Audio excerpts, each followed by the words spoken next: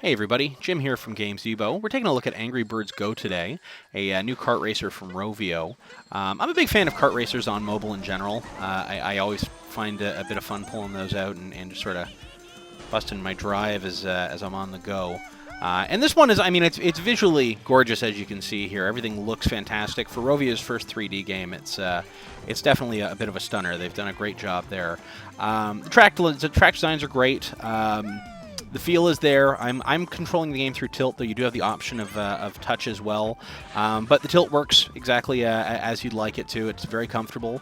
Having said all that, and despite all the heaps and heaps of glory that it seems like I'm about to put onto this, I have some real problems with the game. And a lot of that has to do with its monetization. And then, as well, the dumbing down of some kind of kart racing basics. But we'll get into that as we go here. So, regarding the monetization, you may notice on the right-hand side there is a lightning bolt with the word free under it. I tap that real fast, even though I'm at the end. That's my one power-up. Now, kart racers usually have kind of boxes that you can run across. You collect cool items, things you can attack people with, things that'll give you a quick boost, that sort of a thing. And that's not here. Instead, every different racer has their own kind of unique power-up. So here, we'll jump into another race as I talk.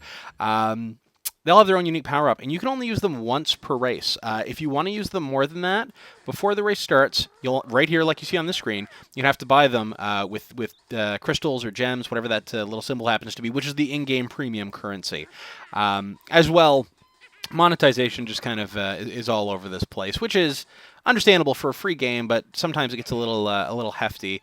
And when you see that some of the other bonuses up top here are sponsored by State Farm and Goldfish Crackers, you can see how deep they're trying to make this thing profitable. Oop, that's not the way to go. Try that again. So yeah, this event I'm doing here, it's a timed event where you have to try to obviously avoid all the obstacles on your way here. And make it to the end before the time runs out. So the way the game is laid out is you are given one course that you get to do over and over and over again with 5 different events, and then eventually, once you've completed enough events enough times, it will unlock another track for you. It does get a little bit repetitive, but that being said, the challenges are kind of unique enough on their own that you're never going to just put it down because it's too repetitive. Now, the problem is you will have to put the game down a lot whether you like it or not, unless you're willing to spend premium currency, because much to our surprise, despite it being almost 2014 as we're playing this, Rovio has decided to go back to the old-school energy system style of limiting your play. So win or lose, your birds only get 5 games in them before they need to rest.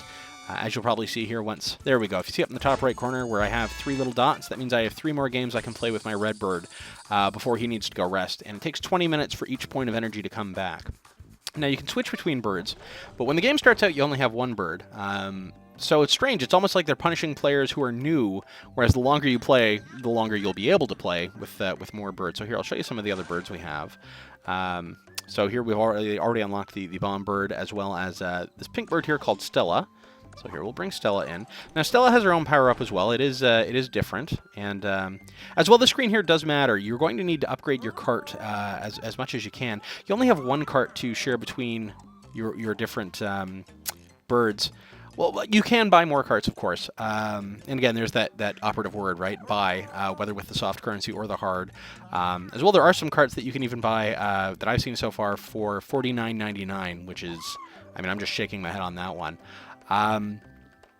But each cart does need to be upgraded, and you do feel the difference with the upgrade. So here, we'll upgrade the acceleration on this one here. You do feel the difference when you're playing, which is great. But as you see the CC rating up top, this is 294 CC. There are going to be events that I'm not able to participate in until I get that rating up higher. So let's try here.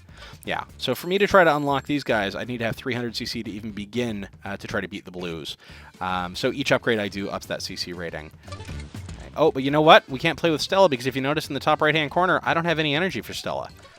So, unfortunately, Stella's just going to have to go back. And here, why don't we take out the bomb guy, who should have all 5 lives. All right, and right back in the same cart. So unlike other racers where you have, different racers have different carts and different kind of pluses and minuses, it's sort of each racer goes to the same cart, though you can buy multiple carts to swap, pick whichever one you want.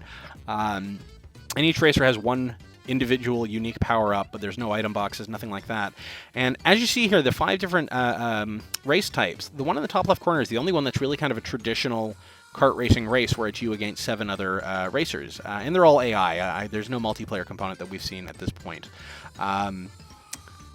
But the rest, though, the versus as well as so these here, the champion chase and the versus are one-on-one races, and then these two over here are just kind of solo. The fruit splat, sometimes there is here. I'll show you the fruit splat. Fruit splat, the objective is to destroy as much fruit as you can. You have to hit a certain amount to complete the race. Now there will be other racers in it sometimes, as you see here, but all they're doing is destroying the fruit before you can, which is an obstacle. You don't actually have to get to the finish line first or anything, though.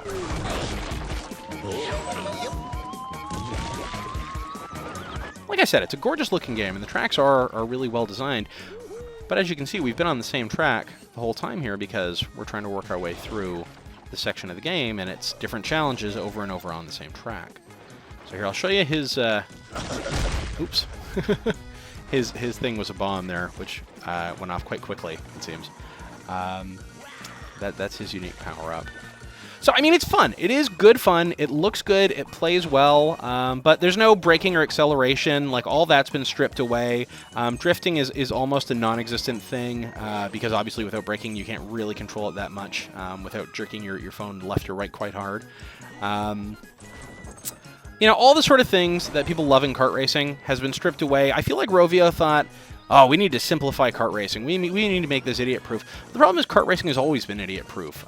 So by stripping everything out of it that people love about kart racing, as well as by kind of being overly clawy when it comes to the in-app purchases and monetization structure, I don't know. This isn't the game it could have been. It's good fun. It is free to play. It's definitely worth a download, but it's a far cry from what we were hoping for from